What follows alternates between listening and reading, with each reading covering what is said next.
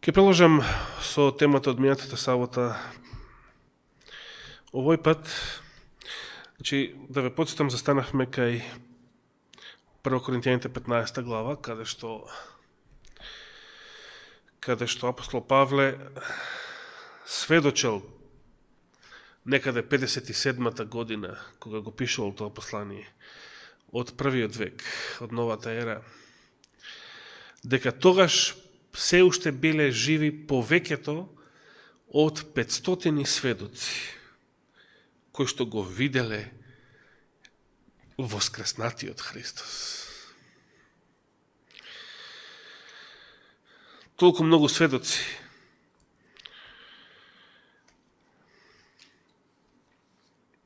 Како би поминало тоа на суд? Замислете за некој предмет да се појават 500 сведоци и да сведочат една иста работа.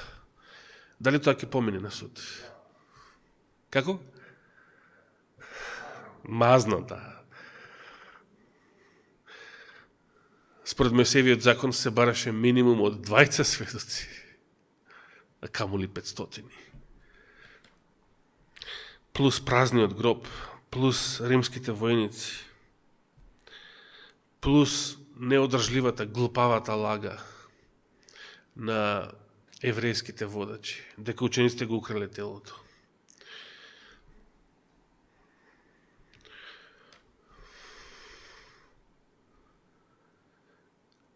Во првиот век постоеле многу силни докази, а некои од нив постои до ден денес, дека Христос воскреснал од мртвите и постоеле живи сведоци. И не е чудо што христијанството толку бргу се ширело токму во првиот век, по сите познати земји на Стариот свет. Споменав исто така дека Господ ги благословил сите оние кои што не виделе, а поверувале.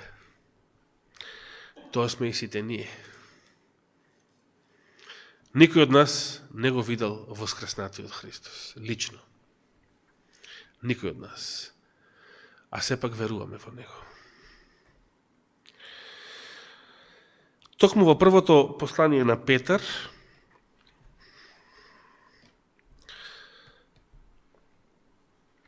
во првата глава, апостол Петар,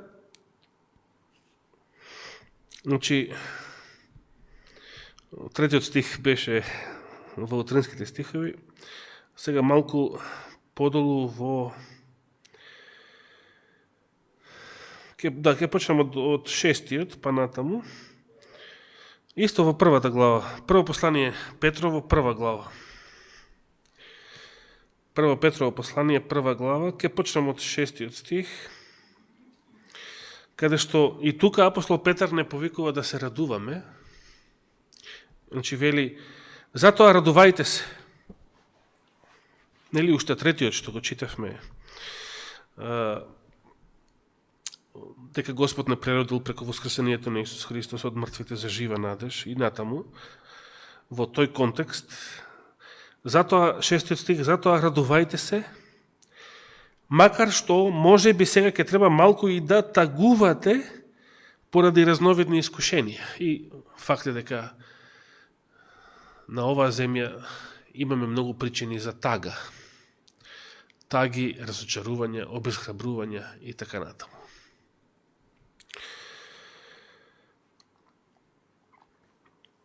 Но сето тоа е нешто малку. Нашата радост треба да биде многу посилна од сето тоа. Заради Христовото воскресение. Ако ништо друго, заради Христовото воскресение. А зашто Господ ги дозволува сите таги и разни разновидни искушенија, та вашата вера испитана да излезе подрагоцена и од нетрајното злато, кое сепак се испробува преку оган, за пофалба и чест и слава, која ќе се појави Исус Христос. Значи, Христос сака сите ние да бидеме во денот кога Тој ќе дојде и лично кога ќе го видиме, тогаш прв пат ќе го видиме лично, сака да бидеме злато, испробано, значи злато што поминало низ оган. Затоа сега ги дозволува сите овие наши денешни искушенија, таги, неволи, проби, испити и така натаму, за да станеме такво злато.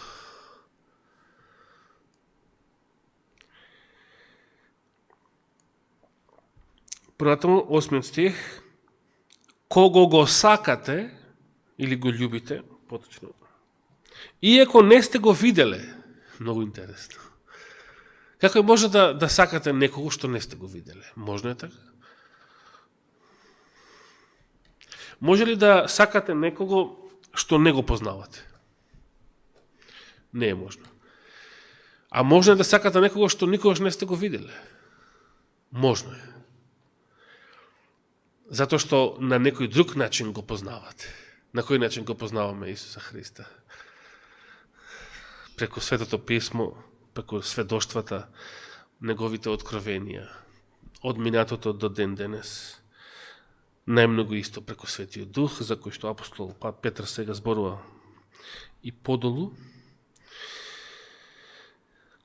Кога го сакате, иако не сте го виделе, и во кого верувајќи сега, а не гледајќи го, се радувате со неискажлива и славна радост, примајќи ја крајната цел на вашата вера, спасението на душите. Многу интересно, апостол Петар припаѓал на, како и другите апостоли, на една класа луѓе кои што се восхитувале над овој феномен, како и самите ангели. Кој феномен? За нив било интересно, за нив било восхитувачко да видат како постојат луѓе што го љубат Исуса Христа. Со исто толку голема љубов, како и апостолите, како и оние што го виделе. Меѓутоа, овие луѓе, значи новите верници, никогаш воопшто не го виделе Христа. За Петар тоа било, и за другите апостоли тоа било восхитувачки факт. Петар не само што го видел Исуса Христа, како што самиот сведочи во делата на апостолите, дури по неговото воскресение од мртвите ние јадевме и пиевме со него. И пред воскресението Петар се дружил со Христа 3,5 години, ги гледал неговите чуда, ги слушал неговите зборови. Самиот Петар бил меѓу тие тројца најблиски Христови ученици, заедно со браќата Заведееви.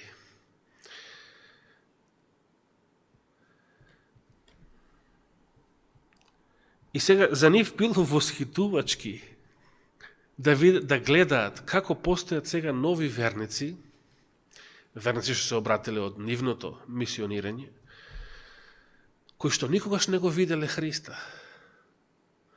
Не само воскреснати од Христос, никогаш не го виделе Христа воопшто, а сепак го љубат со исто толку голема љубов и сепак имаат исто толку силна вера, како и самите апостоли. Од каде доаѓа тоа? Тоа доаѓа само од Светиот Дух.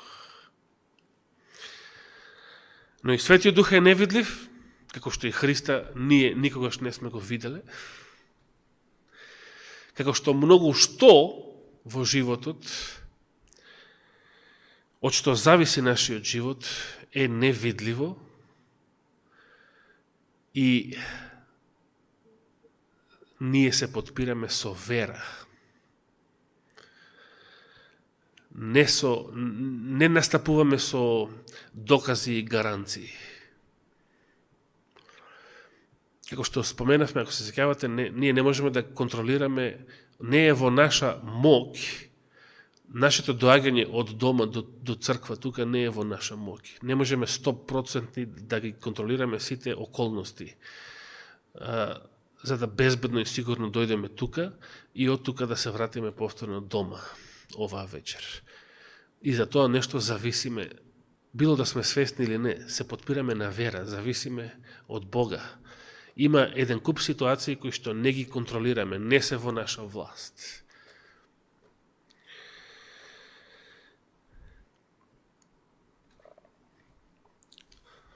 Сега би сакал да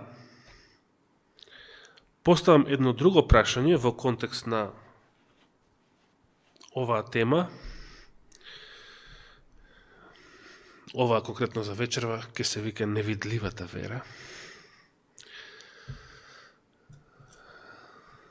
Мијатата сабота беше живот по вера, иако не го кажав насловот тогаш. А нема да го кажам насловот за следната сабота предпладне. Но ако сте тука во Скопје, ве молам дојдете следната сабота предпладне на 4. јули. Ако сте тука во Скопје, немојте да го следите богослужението преку интернет, туку дојдете физички тука за следната беседа сабота предпладне, ако даде Господ живот и здрави. Сега само ќе сакам да поставам некои прашања за размислување, кои што ќе бидат вовед за таа следна проповед, следната сабота. Да отвориме во Јовановото Евангелие, Евангелие по Јован. Најнапред во 8 глава, значи Јован 8 глава.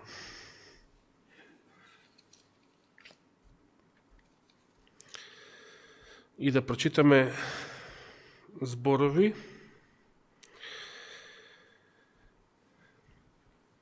во 51 и 52 стих.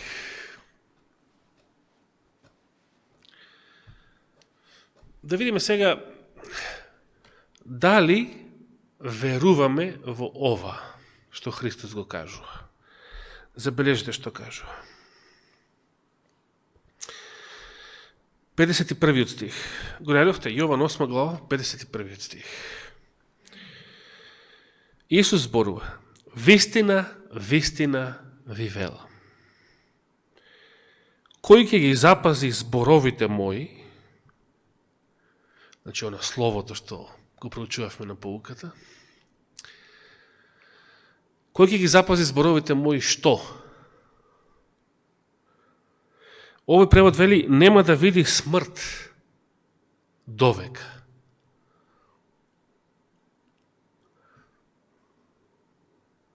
Го верувате ова? Исус вели, кој ќе ги запази зборовите мои, нема да види смрт довека. Што значи ова? Како свателе евреите ова, другите, мислам, слушателите? 52 стих. Вели вака, тогаш јудејците му рекоа: сега разбравме дека во тебе има нечист дух. Замислете. Сте многу евреи околу Христа, кои ги слушнале овие зборови, што ги прочитавме во 51 стих, за нив тие зборови значеле доказ дека Исус е лажен пророк. Сега знаеме дека во тебе има нечист дух, Авраам умре и пророците, значи сите најголеми, најсвети Божји луѓе умреле, виделе смрт, видоа, вкусија смрт, а ти велиш, кој ќе ги запази зборовите мои, смрт нема да види довека.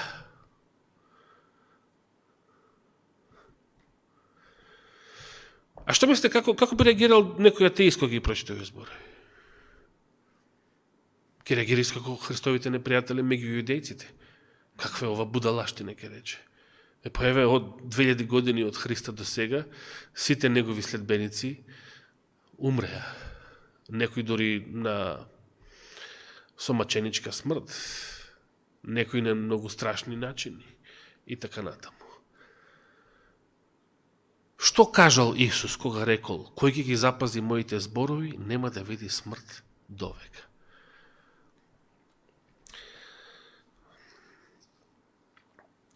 Да прочитаме некои други зборови, да отвориме во 6 глава, да се вратиме малку поназад, во 6 глава.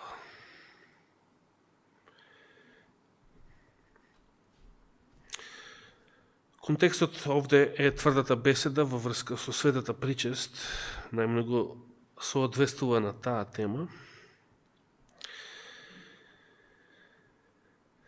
Прво да прочитаме еден стих во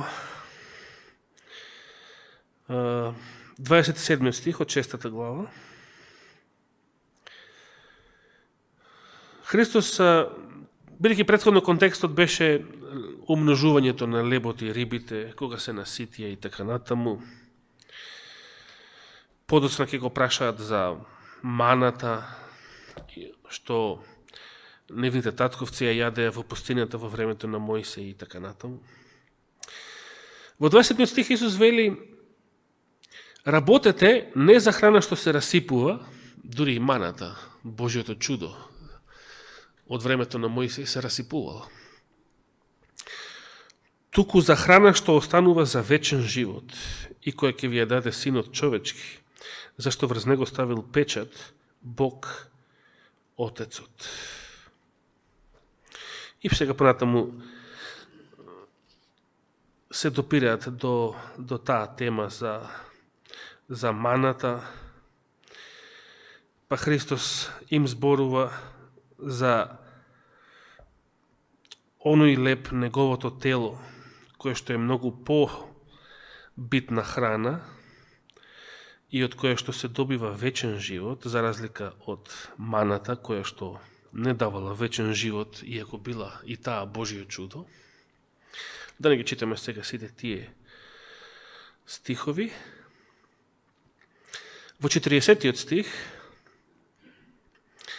волјата на оној што ме прати е секој што ќе види Синот и ќе поверува во него, да има вечен живот, а јас ќе го воскреснам во последниот ден. И сега, интересно е, Христос зборува за вечен живот, како што пред тоа зборуваше нема да види смрт довека, а сепак го споменува воскресението.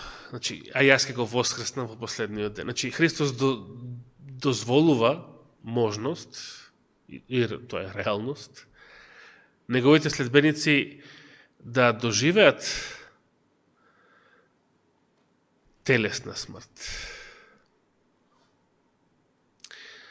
Па тогаш што мислел кога рекол нема да види смрт довека? Кој верува во мене, кој ги пази моите зборови, нема да вкуси смрт, нема да види смрт довека. На што мислел? Се остане прашање за размислување. 50 стих од истата 6 глава, например. А ова е лебот што доаѓа од небото и оној кој јаде од него, овој превод вели, нема да умре. Како велат вашите преводи? Зошто Исус кажувал вакви работи? Како тоа нема да умре? Значи, кој ги запази моите зборови, тој нема да види смрт довека. Кој го јаде овој леб, тој нема да умре. Тоа беше 50 стих. 51. Јас сум живиот леб што слезе од небото. Кој јаде од овој леб ќе живее вечно. А пред тоа рекол нема да умре.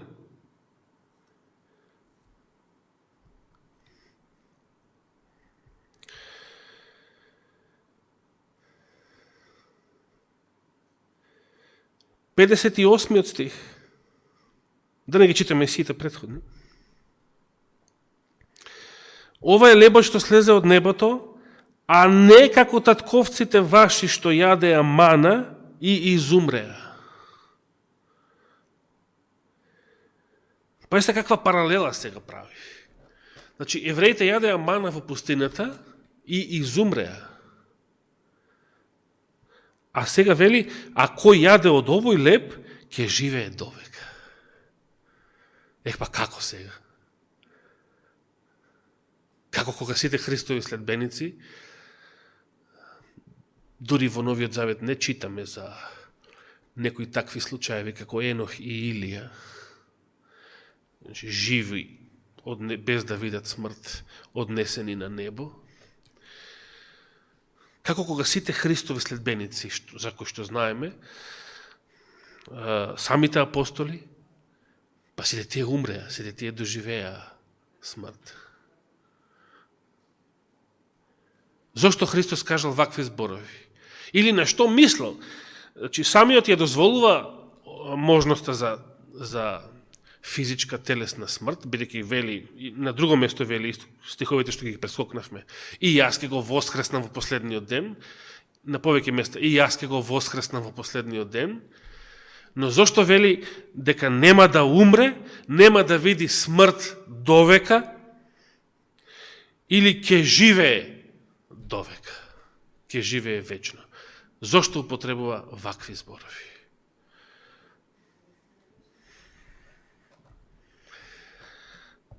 Ке продолжиме следната сабота предпладне, ако даде Господ живот и здравие.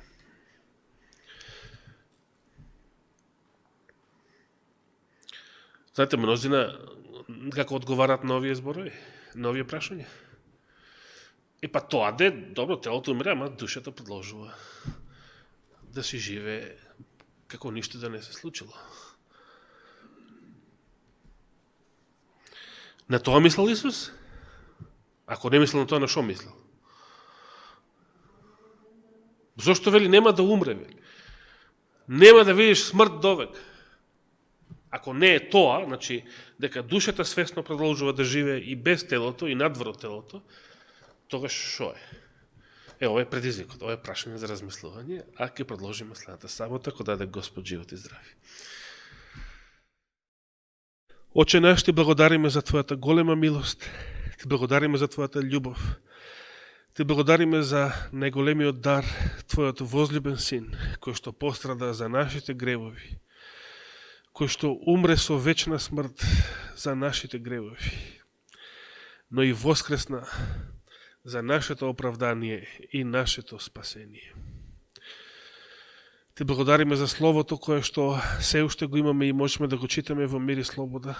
Ти благодариме за сите Твои добрини, за сите Твои благослови што досега сме ги примиле, за сите Твоја утеха и надеж. И покрај тоа што живееме во потажни и потешки денови од порано, и знаеме дека предстојат уште потешки, но се надеваме на Твоето ветување дека дните ќе бидат скратени и дека Твоето доаѓање е многу близо. Те молиме, Господи, распушти не во мир, биди со секој еден од нас, биди најмногу со нашите болни, те молиме сестра Мимица, за сестра Стефка, за брат Стојан и сите останати кои што страдаат, кои што патат и кои што им треба посебна утеха, охрабрување и благодат Твоја во овие денови. Води не и чувај не во текот на новата седмица, за тоа Ти благодариме во името Христово. Амин.